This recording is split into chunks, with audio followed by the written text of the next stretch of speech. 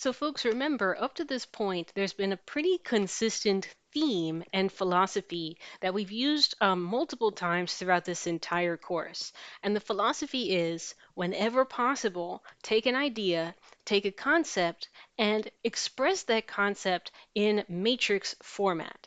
Again, matrices are very efficient data structures. They are very nice in terms of both storage and computational efficiency. So if there is ever an opportunity to take an idea and relate it back to matrices, we always want to do that whenever possible. So in this video and in the next several videos, we are again going to be taking this concept of linear independence and span, which we introduced in the previous video, and we're going to bring that back and connect that back to matrices in several different ways. So to begin with, to establish a connection between matrices and linear combinations, I want us to make an observation. I want us to observe that any time we calculate a matrix vector product, the result of any matrix vector product is a linear combination of the columns of the matrix A. So let me go ahead and demonstrate that to you. Let me say, for example, that I have a matrix A who has in the first column the entries 2, 3, and 4. And it has in its second column the entries 6, 8, and 1. Let's see what happens if we calculate the product between this matrix and an input vector x1, x2. Now, if we follow the standard process of dotting together rows with this column vector, the dot product of the first row of A with this column vector is going to give us the result of 2 times x1 plus 6 times x2. The second dot product is going to give us 3 times x1 plus 8 times x2. And the third dot product is going to give us 4 times x1 and 1 times x2. So this would be the result of this matrix vector product based on how we've calculated it up to this point. Now let me write down a certain linear combination of the columns of A. Here is column number 1, 2, 3, 4. Here's column number 2, 6, 8, 1. Let me form a linear combination of these columns by multiplying the first vector by the number x1 and multiplying the second vector by the number x2 and then adding those results together. Notice that if you follow through on this operation, you get exactly the same thing that we got before. 2x1 plus 6x2 in the first entry. 3x1 plus 8x2 in the second entry. 4x1 plus x2 in the third entry. Exactly the same result as before. So here is a major connection. Every time we have a linear combination, that can be thought of in terms of a matrix product, and vice versa. Anytime you have a matrix product, that can be thought of in terms of a linear combination. So once again, we see two concepts that might seem different, that might seem distinct in the beginning, but there's actually a connection and a direct relationship between the two. Now, to take that idea even further, I want to note that in the collection of all the possible results that you can get by multiplying a vector by the matrix A, this set is what we called the column space / the range of the matrix A. So not only are linear combinations related to matrices, specifically the column space of that matrix is directly related to and equal to the span of the matrices columns. So here are a few pictures that are meant to take ideas and showcase how those ideas would be represented in all these different contexts, which we've seen are related. So for example, if I'm dealing with a transformation, I would understand the transformation via the action that it performs on vectors. So I might say about a transformation, I'm thinking about a transformation that has the action of rotating vectors by 45 degrees. We've seen that this transformation can be represented via a matrix. If you apply that transformation to the standard basis vectors, that result would form the matrix representing this transformation. We've also seen that systems of equations can be brought back to matrices. If you have a system of equations like 0.7x1 minus 0.7x2, and in the second line 0.7x1 plus 0.7x2, again, this can be understood through the lens of a matrix. You can either understand this in terms of a matrix vector product, or you can consider just the coefficients in this matrix. And then what we've just said is that any linear combination of vectors can be understood in terms of matrices and in terms of matrix vector products. So the linear combination expression of this same scenario, of this same idea, would be some number x1 times this first column, and the number x2 times this second column. So we should understand all five of these boxes as being basically equivalent or interchangeable, different expressions of what is ultimately the exact same thing.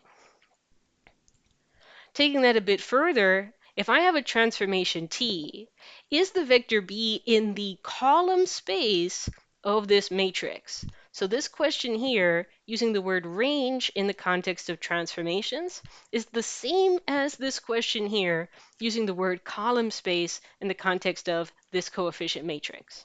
This exact same question, represented in the language and notation of systems, would be, is this system of equations consistent? Does this system of equations have at least one solution?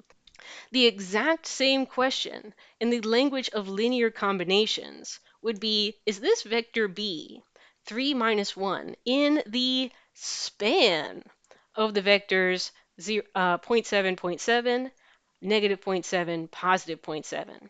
Is this vector in the span of these two columns?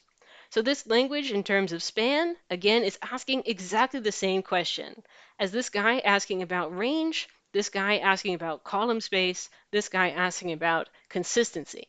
And once again, these other two boxes here, does this matrix equation have a solution? Coefficient matrix times vector x equals b. That's asking the same question as these other four boxes. And if you think about this problem in terms of the augmented matrix, and you ask, like, when I row reduce this matrix, do I end up with a pivot in the outputs column or not? That again is a question that is equivalent to the questions that are being asked in each of these other boxes. So all six of these boxes are asking exactly the same question using different notation and different language. And this is the part of linear algebra that I think can be most challenging for students, and the aspect of linear algebra that I personally find most frustrating, which is that you have ultimately the same idea, the same concept, but you're forced to learn all this different terminology and all of this different notation. So if you, like me, are also frustrated by this situation, this is a great moment to sort of advertise abstract algebra as a math class. Abstract algebra's entire objective is to take situations like this and refine them and make them more efficient. Abstract algebra's job is to say, okay, given that all six of these questions are really trying to communicate the same idea, can we find notation? Can we find one piece of terminology that just addresses all these situations at the same time? So with that in mind, let's consider the following exercise. Someone gives me a vector w equals 2, comma 1. And they want to know, is this w in the span of the following two vectors? And if so, let's express w as a linear combination of these vectors. And we're given the vectors v1 equals 4, comma minus 1, and the vector v2 equals minus 1, comma 3.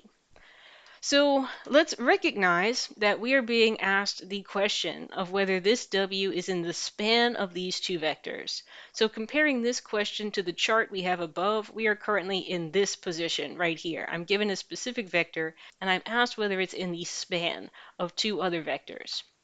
Now, potentially, it's easier for me to answer this question if I translate this question into one of the other questions in this chart. Instead of asking whether this output vector is in the span of these two given vectors, maybe the easiest thing for me to do is to translate this question into the augmented matrix form of expression.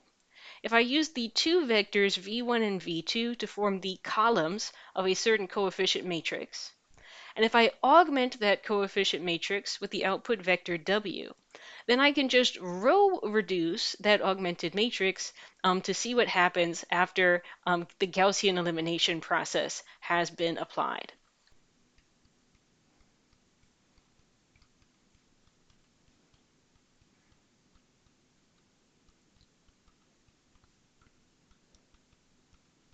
So my first vector will form the first column.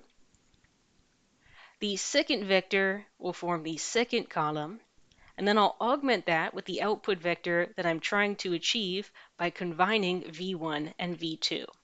As we write down this augmented matrix, let's remember that the first column here, x1, and the second column here, which I will label x2, would correspond to the values that are being used in the linear combination.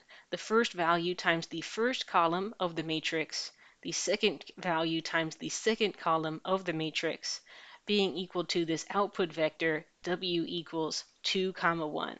So I'm keeping track of that so that when I row reduce this matrix and I solve the system corresponding to this augmented matrix, I understand how those results are going to show up in the linear combination. So let's proceed with the row reduction process. For example, here I might go ahead and start by swapping the two rows just to move this -1 into the upper left corner. If I want to clear out the pivots underneath -1 in the bottom left corner, I can go ahead and add 4 copies of row 1 into row number 2. That'll eliminate that 4.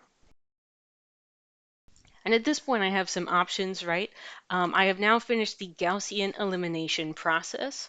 So if I want to, I can just translate this into a system of equations and solve that system using back substitution. That would be an option. Or I could go all the way through the Gauss-Jordan elimination process and push this into reduced row echelon form. It really is up to us what we want to do. So I might go ahead just for the exercise and complete the Gauss-Jordan elimination process. If I'm going to do Gauss-Jordan, I'll need to rescale the rows so that the pivots in this matrix are turned into 1.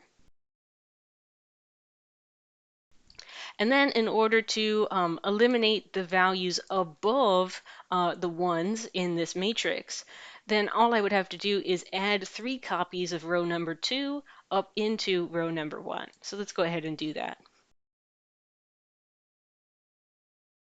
So now that we have gone forward with the Gauss-Jordan elimination, and we've rewritten our augmented matrix in reduced row echelon form, let's go ahead and interpret the solutions that this augmented matrix is giving to us.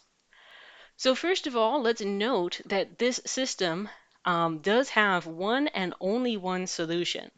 If I read this first row, this becomes the equation x1 equals 7 over 11.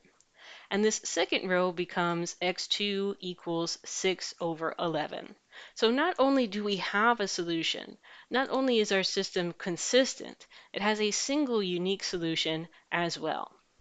So because there was a solution at all, we can conclude that yes, W is in the span of the two given vectors v1 and v2.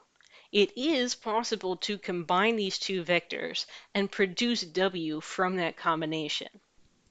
And specifically, the solution that we found suggests how those vectors should be combined. I need to apply a value of 7 over 11 to my first vector, v1,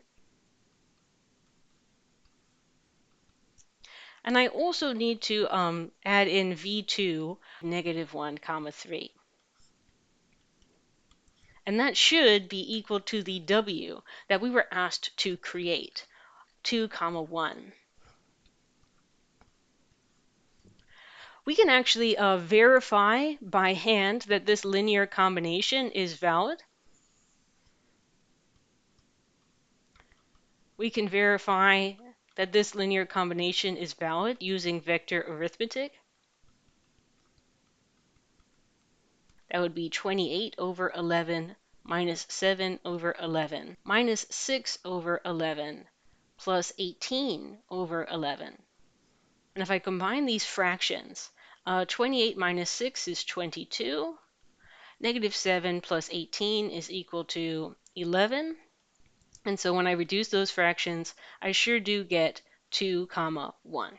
So I have verified that W is in the span of these two vectors, and specifically, this is how you combine these two vectors in order to produce W. So there's an example of this idea at play. I can give you a question phrased in the language of one of these boxes. To answer that question, you can translate it into one of these other boxes. Often you can answer the question most easily by transforming it into an augmented matrix because that unlocks the ability to do row reduction. So often, not necessarily always, but often, it's most useful to take a problem and translate it into the augmented matrix expression. So when you're dealing with a matrix and you're talking about one of the sets associated with that matrix. For example, talking about the column space of that matrix, or talking about the null space of that matrix. It's often true that the column space contains an infinite collection of vectors inside of it, and in certain cases, the null space can also be infinite. So one of the most convenient ways to store and to communicate that infinite set to another person is to find a set of vectors that spans the set, trying to express the column space of a matrix as the span of some collection of vectors. The reason that we would want to do this is that even though the column space might have infinite stuff inside of it, making it very hard to sort of store and communicate information about that set, if you write that set as a span, you give yourself a way to express this infinite set of infinitely many objects in terms of a finite list of finitely many objects. Editor Sam here. Note that this is not our first exposure to expressing an infinite set of vectors as a span of a finite set of vectors. Whenever you write a 3D vector in physics notation like 2i plus 5j minus 7k, you're expressing a vector as a linear combination of I, j, and k, and you're thinking of R3 as being spanned by I, j, and k. It is certainly true that the column space is spanned by A's columns.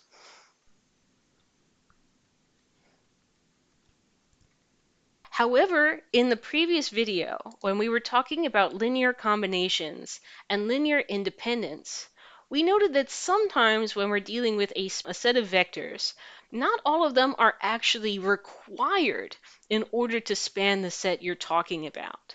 We saw yesterday that it can happen that one of the vectors in your spanning set is redundant. Maybe one of those three vectors is actually not adding anything meaningful or distinct to the span.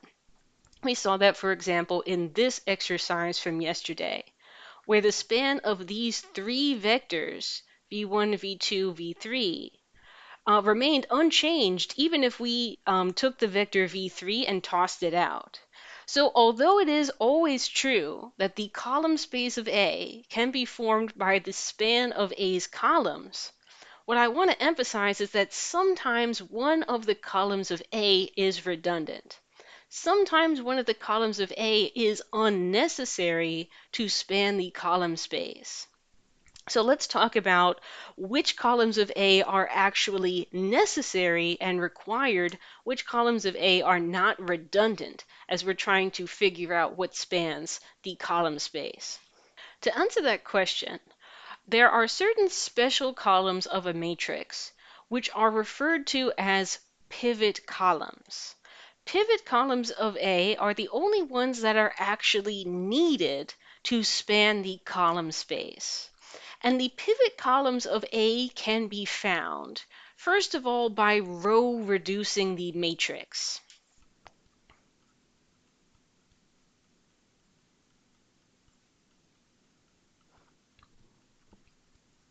Start by row reducing the matrix, and then look in that row reduced matrix for the pivots of A tilde.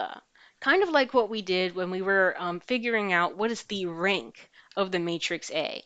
The columns containing the pivots of A tilde tell you the location of the pivot columns of A.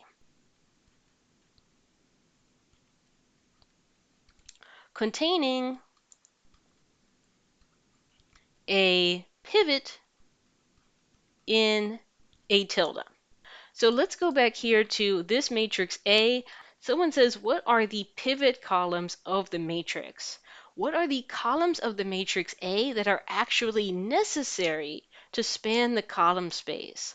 What are the columns of the matrix A that are actually needed in order to generate and produce the outputs of this matrix? To answer that question, I'm going to start by row reducing this matrix. And just for the sake of time, I'm going to go ahead and row reduce this matrix by computer using Wolfram Alpha. If I look in A tilde, I find a pivot in the first column, a pivot in the second column, and a pivot in the third column. So if someone is saying, what are the pivot columns of the matrix A, I would use these pivots to indicate locations in the original matrix where the pivot columns can be found. Because there is a pivot in the first position, a pivot in the second position, and a pivot in the third position of A tilde, that means the pivot columns are the first column, the second column, and the third column of the original matrix A. So be careful about that. The pivot columns come from the original matrix. A tilde is just telling you where the pivot columns can be found.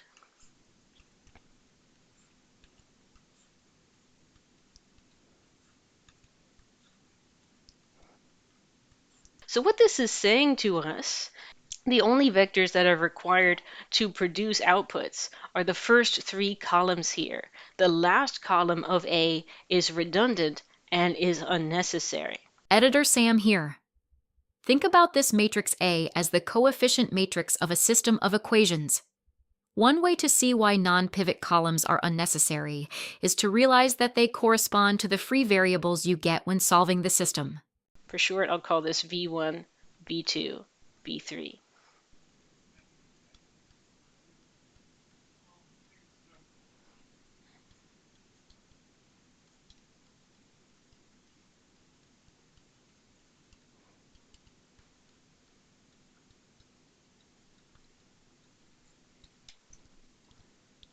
Let's repeat this exercise with another coefficient matrix A.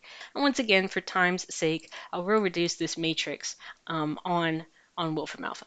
So looking into this A tilde, I find a pivot in the first column, and I find a pivot in the second column. But I don't find any pivots in the third column of this particular A tilde. So that tells me that the only essential columns of the matrix A, the only columns that are actually necessary to produce outputs, the only columns that are actually necessary to span the column space, are the first two columns of the matrix A, this one and this one. So if someone says express the column space of the matrix A as a span of independent vectors, remove all the redundant and unnecessary vectors, I can say that the column space of A is equal to the span of, I only need the first two columns. I'm not getting anything else.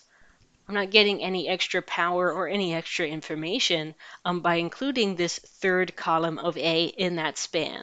Now, what we will be looking at more closely in the next video and beyond, let's make some notes about the implications of a result like the one that we just got in this example. You know, here we have a matrix A that has 3 rows and 3 columns. Because your matrix A has 3 columns, this matrix A has a domain of R3, right?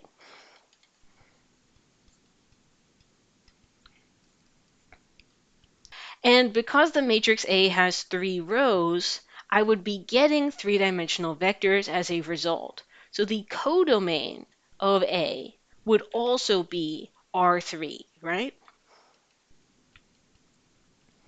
So the domain is three-dimensional, and the codomain is also three-dimensional.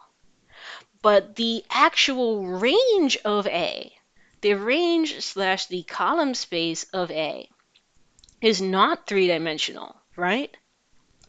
The range slash the column space of this matrix can be found by combining just two vectors and spanning two vectors. So the column space, the range of A, is two-dimensional.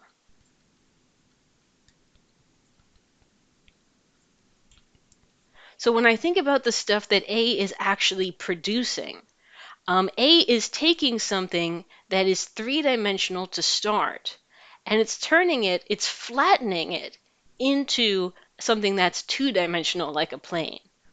So because A has this compression effect, because A has this effect of essentially destroying or losing one dimension of information,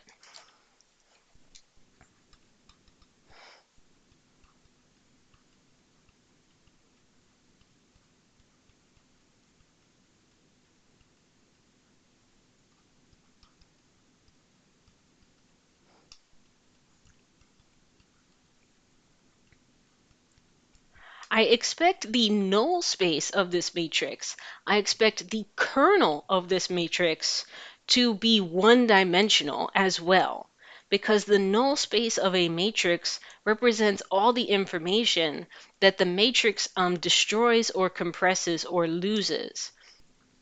Let's repeat this exercise with a matrix of another size. Here I have a coefficient matrix A that has 4 columns and 2 rows. Let me go ahead and plug this into Wolfram Alpha to have it row reduced. As we can see, the A tilde matrix has pivots in 2 positions. It has a pivot in the first column, and it has a pivot in the second column. And so that indicates that the only columns of A that are truly needed to generate all of A's outputs are the 2 columns in the front, column number 1 and column number 2. So the column space of A, the range of A, is the space that can be generated by combining the first column, 1, 2, and the second column, 2, 3, in various ways. These other columns are not really adding anything meaningful in terms of our ability to generate additional outputs. So once again, I'll notice that this particular matrix A, thought of in terms of what it does to vectors. This matrix A has a domain of R4. It has a domain of R4 because it has 4 columns. And in this case, the codomain and the range seem to be exactly the same. The column space of A is spanned by 2 vectors. So the actual outputs, the set of outputs that A can produce, the range of A would also be two-dimensional. So because I'm taking something that's four-dimensional and I'm compressing it onto something that's two-dimensional, I'm losing quite a bit of information in that process, right? This matrix A must be losing or destroying the other 2 dimensions worth of data.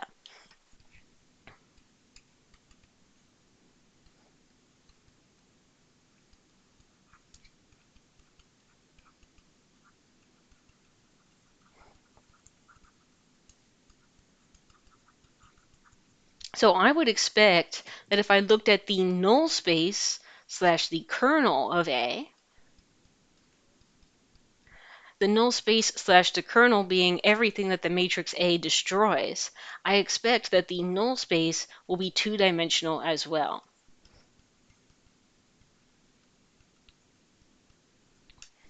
So that concludes today's video.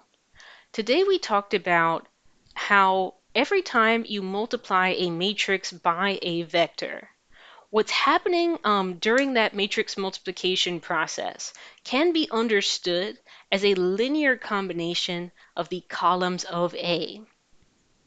So in other words, if you're thinking about the outputs of a matrix vector product, if you're thinking about the column space of a matrix, if you're thinking about the range of the range of a matrix is identical to the span of its columns. So we should understand these ideas as equivalent. The column space or range of a matrix is the same thing as everything that can be produced by combining the columns of A in various ways. So in light of that, and in light of all the other concepts that we've studied up to this point, we have really 6 different ideas that are effectively interchangeable. The column space is spanned by the columns of A, but sometimes you don't need all the columns of A to span the column space. Sometimes some of the columns of A are redundant and unnecessary to generate the outputs.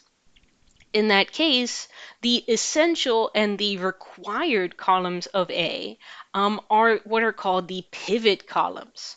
The pivot columns are the columns where you find pivots after row reducing the matrix. So if after you row reduce the matrix, you find pivots in columns 1, 2, and 3, then columns 1, 2, and 3 of your original matrix A are the so-called pivot columns. And the pivot columns of the matrix are the ones that are actually essential, the ones that are actually necessary, and those are the only ones that you actually need in order to span the column space and generate all the outputs of a matrix.